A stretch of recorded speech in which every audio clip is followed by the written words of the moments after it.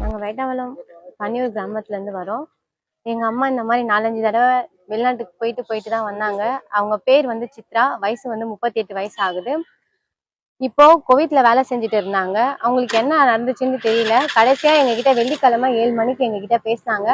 அதுக்கப்புறம் எங்க அம்மா எங்களுக்கு ஃபோன் பண்ணல.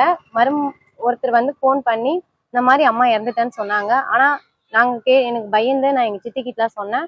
அவங்க வந்து ஃபோன் பண்ணி கேட்டப்போ இல்ல பயந்து சொன்னாங்க. அதுக்கப்புறமா என்ன சொன்னாங்க, நார்மலா தான் இருக்காங்க, 2 நாள் கழிச்சு தான் நியூஸ் வரும் அப்படி சொல்லிட்டாங்க. 2 நாள் கழிச்சு எங்களுக்கு வந்து இறந்துட்டேன்னு வந்து சொன்னாங்க.